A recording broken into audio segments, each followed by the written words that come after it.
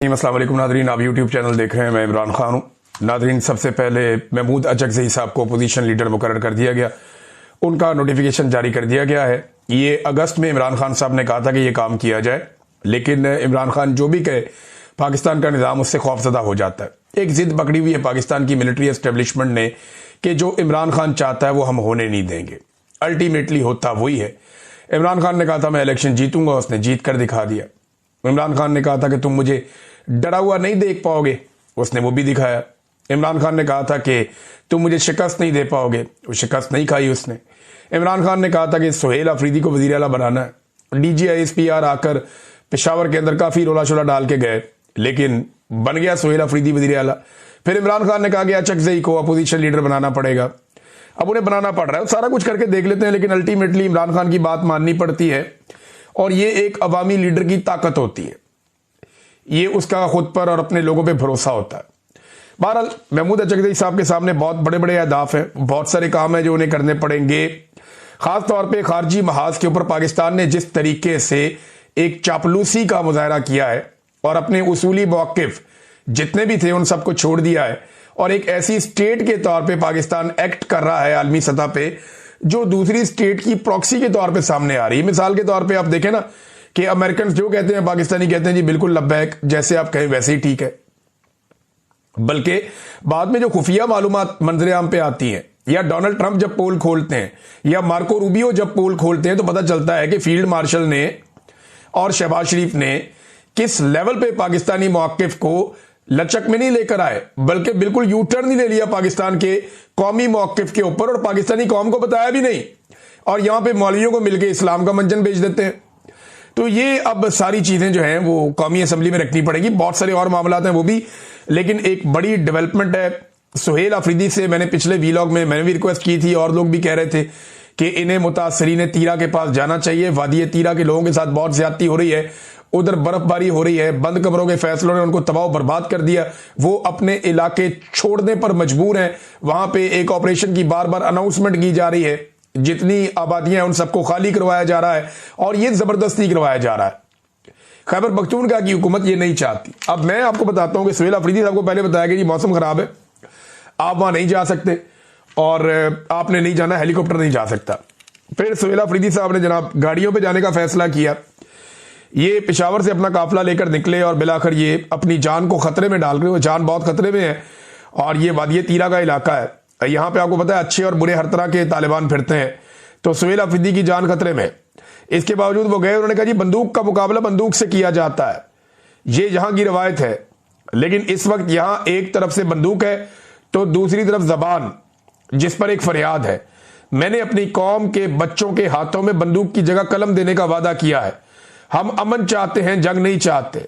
ये सुहेल अफरीदी ने वादी तीरा में खिताब किया है। ये कुछ मनाजर मैं देख रहा हूं, यानी बर्फबारी हो रही है, क्या बेचारों के लोगों के हालात हैं, और लोग बैठे हुए हैं बेयारो मददगार। फिर सुहेल अफरीदी ने कहा जिन गाड़ियों को टोकन नहीं मिले, इनको अभी टोकन जारी करके मेरे काफिले के पीछे रवाना किया जाए। ये मुल्क हमारा है, किसी के बाप की जागीर नहीं है।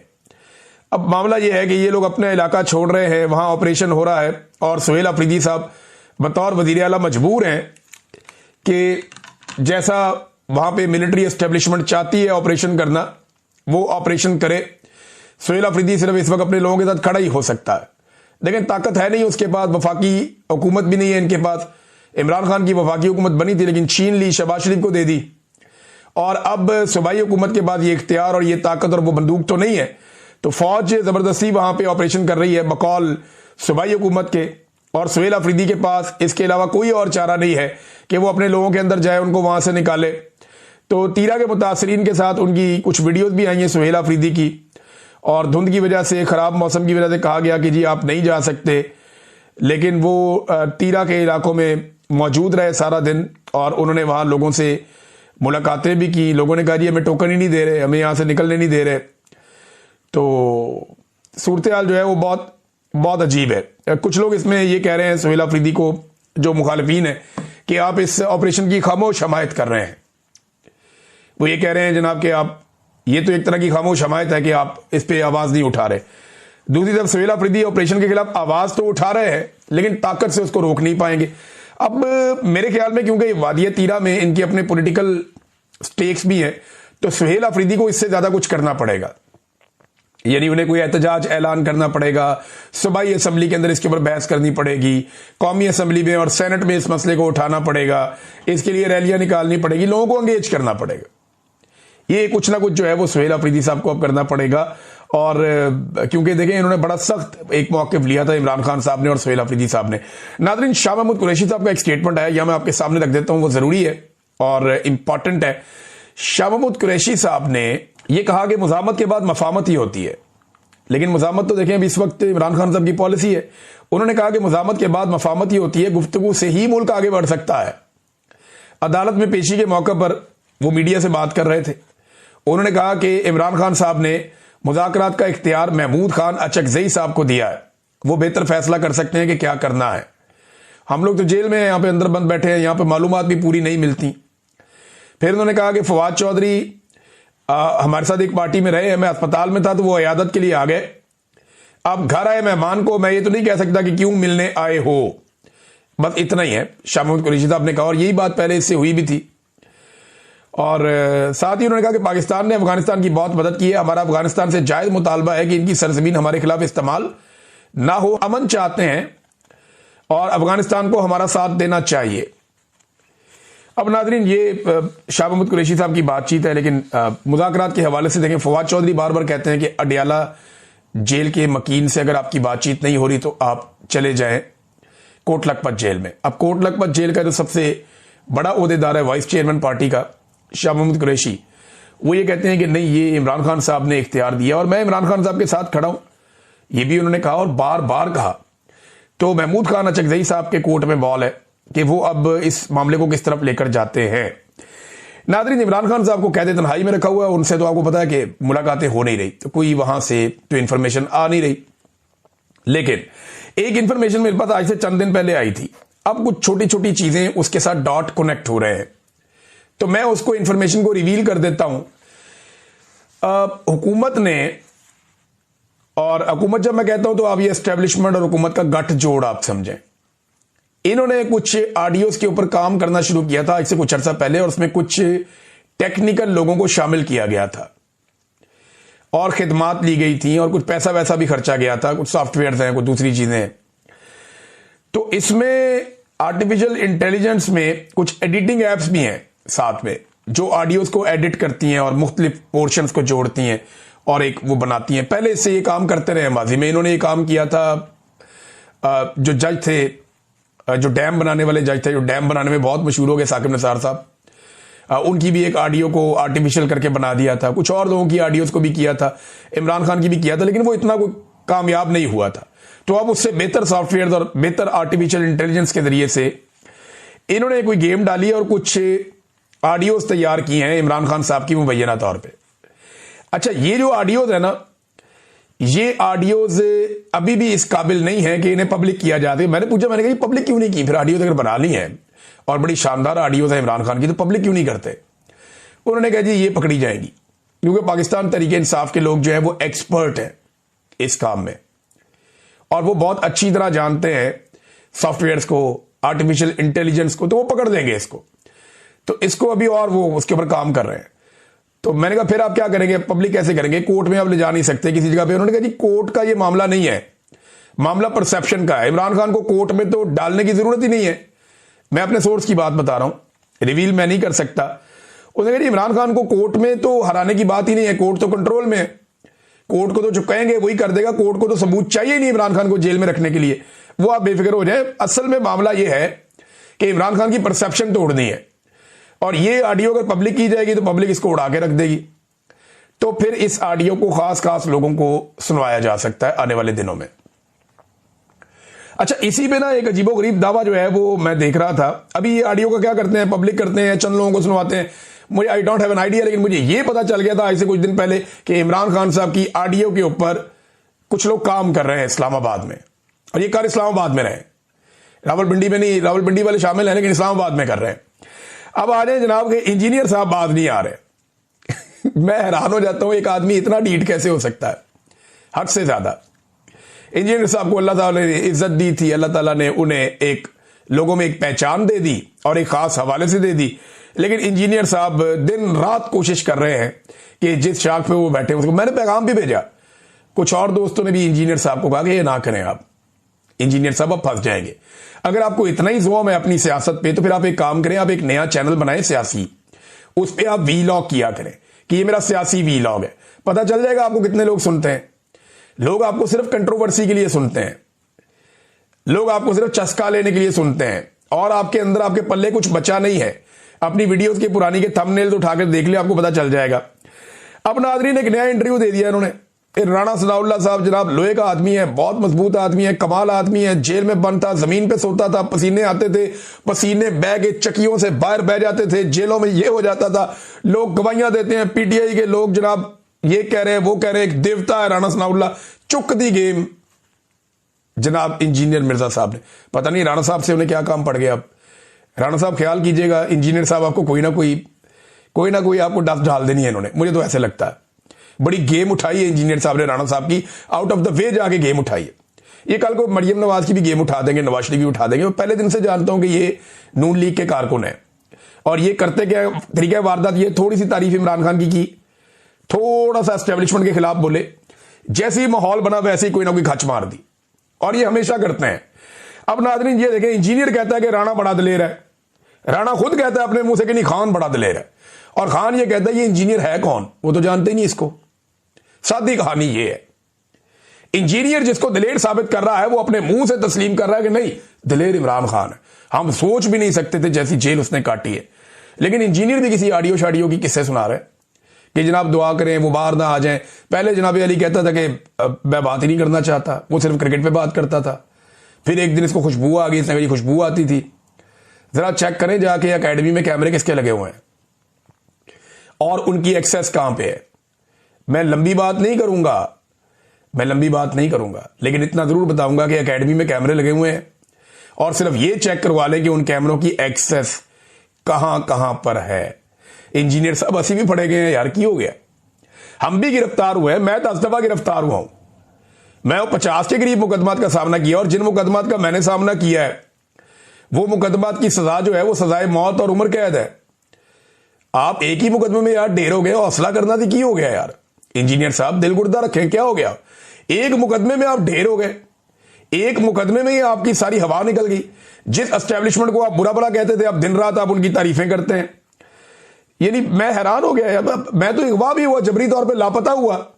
मेरे पास भी ऑप्शन था चुप कर जाता या मैं दूसरा मौकिफ ले लेता, लेकिन मैंने कहा नहीं, इंजीनियर साहब को अपने पैरों पे खड़े होना चाहिए था। मैं देखिए, मुझे बहुत लोग कहते थे कि ये आदमी जो जेलम की एकेडमी से बाहर नहीं आता, ये कितना बुज़दिल है, ये किसी का सामना नहीं कर सकता। इमरान साहब इसने आपसे 3 दफा वादा किया कि ये मिलने आएगा, ये आपके घर तक मिलने नहीं आ सका, ये कितना बुज़दिल आदमी है, आपको नहीं समझ आ रही। मैंने कहा नहीं यार, वो मजबूरी हो सकती है। उन्होंने कहा नहीं, आपकी भी तो मजबूरी है, आपका सिक्योरिटी इशू है, आपको तालिबान से भी खतरा था, आपको जो है वो अभी मिलिट्री एस्टेब्लिशमेंट से भी आपको खतरा है। अरशद शरीफ को शहीद कर दिया, इसके बावजूद आप पूरा पाकिस्तान घूमते हैं, आते हैं जाते हैं, सब करते हैं।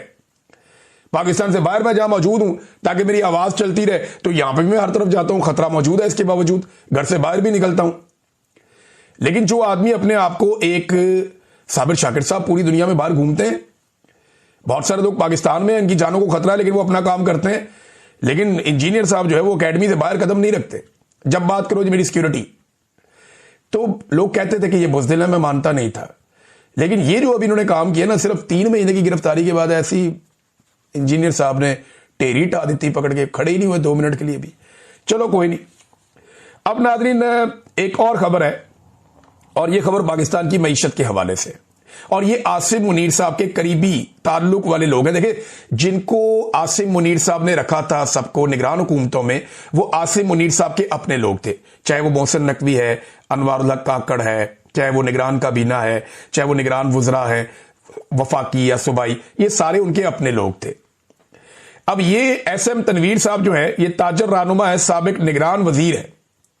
अब ये भी आसिम मुनीर साहब के, क्योंकि देखें ना, मोहसिन नकवी की काबीना में कोई आसिम मुनीर साहब का दुश्मन तो रह नहीं सकता, तो ये भी उनके करीबी लोगों में से है या उनके ताल्लुकदारों में से है। अब ये उनका अपना बंदा क्या कह रहा है कि छोटी सनतें कबाड़ बन गई हैं पाकिस्तान में, छोटी सनतें पाकिस्तान में कबाड़ बन गई हैं, रियल स्टेट सेक्टर मुकम्मल ढेर हो चुका है। Cement, steel, glass, aluminium, cable, paint, tiles, pipe, furniture की सनतें तबाह हो चुकी हैं। ये उन्होंने कहा। उन्होंने मजीद कहा कि माशी इस्तेहकाम करते करते मईशत खत्म कर दी गई है। टेक्सटाइल के 145 यूनिट्स बंद हो गए हैं। रियल एस्टेट का बिजनेस खत्म होने से 40 से ज्यादा सनतें खत्म हो रही हैं। फिर उन्होंने एक और बात कही। उन्होंने कहा जी 3-3 नस्लें लग जाती है इंडस्ट्री खड़ी करने में। वो इंडस्ट्री जो हमने बड़ी मुश्किलों से खड़ी की थी वो दिनों के अंदर कब्रिस्तान बन गई। टेक्सटाइल इंडस्ट्री बर्बाद हो गई है। रियल एस्टेट इंडस्ट्री इस वक्त वेंटिलेटर पे है। सीमेंट बनाने वाले, टाइल बनाने वाले, स्टील, पेंट, फर्नीचर इंडस्ट्री तमाम बंद हो रही है। खुदारा कुछ रहम करे। और यह पाकिस्तान के साथ हुआ रजीम चेंज ऑपरेशन के बाद। अच्छा, वो शहबाज शरीफ जो हमेशा एक बात कहता था कि पेट्रोल 70 रुपए लीटर का बेचूंगा। शहबाज शरीफ यह कहता था कि इमरान खान की हुकूमत गिरा दे, मैं आकर पेट्रोल 70 रुपए लीटर बेचूंगा। यह शहबाज शरीफ का दावा था कि इमरान खान 70 रुपए लीटर का पेट्रोल क्यों नहीं बेचता, उसे बेचना चाहिए 70 रुपए लीटर का पेट्रोल। यह शहबाज शरीफ दावा करता था, बार बार कहता था। फिर इन्होंने बड़े एहतजाज किए, फिर रजीम चेंज ऑपरेशन मुकम्मल किया। इमरान खान ने बार बार मना किया उस वक्त बाजुआ को कि यह ना करो, मईशत बड़ी मुश्किल से खड़ी हुई है, बर्बाद हो जाएगी। हम ग्रोथ कर रहे हैं 6% से, 6% से, और हम आगे बढ़ रहे हैं, हमें पीछे मत धकेलो, ये मत करना तजुर्बा। उन्होंने कर दिया। और अब हुकूमत ने आज से पेट्रोलियम लेवी पर फी यूनिट 4.65 रुपए इजाफी पेट्रोलियम लेवी आयद कर दी है। यानी अब जो भी मोटरसाइकिल वाला या कार वाला या कोई भी गरीब आदमी जो पेट्रोल लेगा वो 1 लीटर पेट्रोल के ऊपर 84.27 रुपए पेट्रोलियम लेवी देगा। 1 लीटर पेट्रोल पे 84.5 रुपए सिर्फ आपका पेट्रोलियम लेवी है। ये एक किस्म का टैक्स है। आप पेट्रोल के 1 लीटर पे 100 रुपया टैक्स दे रहे हैं। उस वजीर आजम के दौर में जो कहता था कि मैं आगे 70 रुपए लीटर का पेट्रोल कर दूंगा, जिसने पेट्रोल 70 रुपए लीटर देना था वो पेट्रोल पे सिर्फ टैक्स ही 100 रुपए के करीब ले रहा है। अंदाजा करें आप। और एक और चीज आपको बताता हूं मैं कि उस वक्त जब इमरान खान साहब पेट्रोल सस्ता बेच रहे थे तो आलमी मंडी में बहुत महंगा था, और आज आलमी मंडी में बहुत सस्ता है। आधी कीमत पे पेट्रोल मिल रहा है। इमरान खान दुगनी कीमत पे खरीद के आज से कम पैसों में दे रहा था, आधे पैसों में, और ये आधी कीमत के खरीद के इमरान खान से दुगने पैसों में दे रहे हैं। ये तब्दीली ये पाकिस्तान के अंदर लेकर आए, इसीलिए तो सारे के सारे लोग रोते हैं। इन्होंने बर्बाद कर दिया पाकिस्तान की मईशत को, तबाह बर्बाद करके रख दिया, और दिन रात खांचे चल रहे हैं इनके। ये देखें ना आप, ये नईम हैदर पंजूता साहब ने भी लिखा है इसको, आली हमजा साहब ने भी लिखा, और बहुत सारे जर्नलिस्ट हैं वो भी लिख रहे हैं। ये जो इन्होंने पंजाब में सुथराई की है ना, करप्शन की है, कमाल की है। Auditor general of Pakistan AGP की साल 2025 की ऑडिट रिपोर्ट। ये ऑडिटर जनरल जो होता है ना, ये ऑडिट करता है हुकूमतों का। अब ये पंजाब हुकूमत का ऑडिट आ गया, उसकी रिपोर्ट आ गई। जरा इनकी प्रोग्रेस रिपोर्ट आप देख लें, एक साल में इनकी कारकर्दगी क्या है। ये कुछ चीजें हैं। खुफिया फंड के अखराजात में 550 मिलियन रुपए से ज्यादा की करप्शन इन्होंने कर दी। काउंटर टेररिज्म डिपार्टमेंट, यानी जो इन्होंने सीसीडी बनाई हुई है, पंजाब से मुंसलिक गैर बाकायदा अकाउंट्स में 404.2 मिलियन रुपए की करप्शन हो गई। अंदाजा करें आप कि इसमें भी करप्शन, सीसीडी में भी। होम सेक्शन में 99.5 मिलियन रुपए की करप्शन हो गई। धोखाधही और खुर्द-बुर्द की इन्होंने 3.1 अरब रुपए की करप्शन। गैर मजाज अदायगियां और जायद रकूम जो पैसे नहीं देने थे वो भी दे दिए। 25.4 अरब रुपए की करप्शन कर दी इन्होंने। माली बद इंतजामी इनकी 10.6 अरब रुपए की करप्शन की इन्होंने। गैर कानूनी खरीदारियां, जो कानूनी तौर पे ये खरीदारी होती है वो तरीके छोड़ के, तरीकेकार से हटके गैर कानूनी खरीदारियां जो इन्होंने की वो 43 अरब रुपए की इन्होंने। ह्यूमन रिसोर्सेज से मुतालिक बेकायदगियां 8.2 अरब रुपए की करप्शन इन्होंने वहां पे की। कारकर्दगी में नकायज 3.6 अरब रुपए की करप्शन। गैर कानूनी कंसोलिडेटेड फंड्स 988 अरब रुपए की करप्शन। ये जनाब इनकी पंजाब की कारकर्दगी है। ये सुथरा पंजाब आप देख भी लीजिए और बाकियों को दिखा भी दीजिए। ये हालात इन्होंने कर दिए नाजरीन पंजाब के। अब नाजरीन, डोनाल्ड ट्रंप को एक बहुत बड़ी कामयाबी मिल गई, मजे ही आ गए उनको। डोनाल्ड ट्रंप को अमन का नोबेल इनाम मिल गया। कैसे मिला ये हुआ ये कि जो अमन का नोबेल इनाम मिला था वो मिला था वेनेजुएला की अपोजिशन लीडर को। अब मारिया कोरिना को मिल गया था नोबेल इनाम, वेनेजुएला की जो अपोजिशन लीडर जो जेल के अंदर थी, जिसने तकलीफ बर्दाश्त की है, और मादुरो के खिलाफ आपको पता है फिर वो मिल ही जाना था। तो मादुरो को उठा लिया डोनाल्ड ट्रंप ने, तो इन्हें लगा मैं सदर बन जाऊंगी। अब ये जनाब पहुंच गई व्हाइट हाउस और जाकर इन्होंने जो अपना अमन का नोबेल इनाम इन्हें मिला था वो डोनाल्ड ट्रंप को प्रेजेंट कर दिया, और डोनाल्ड ट्रंप के काम देखे उन्होंने ले भी लिया। इन्होंने कहा जी मुझे ये इनाम मिला, ये मैं डोनाल्ड ट्रंप को देती हूं क्योंकि इन्होंने बहुत अच्छे काम किए, तो मैं अपनी अवाम की तरफ से इनको दे रही हूं। तो उन्हें लगता है कि अब उन्हें सदर बना दिया जाएगा, हो सकता है बना भी दे डोनाल्ड ट्रंप। और डोनाल्ड ट्रंप को अमन का नोबेल इनाम तो चाहिए था, अब चाहे ऐसे करके आए चाहे घूम फिर के आ जाए, लेकिन अब डोनाल्ड ट्रंप की एक शेल्फ में अमन का नोबेल इनाम पड़ा रहेगा जो उन्हें वेनेजुएला की अपोजिशन लीडर ने गिफ्ट किया है। डोनाल्ड ट्रंप ने गजा में अमन बोर्ड का ऐलान कर दिया, वो ये कह रहे हैं कि बहुत जल्दी इसकी तफसीलात सामने आ जाएंगी। ट्रंप ने कहा it is my great honour to announce that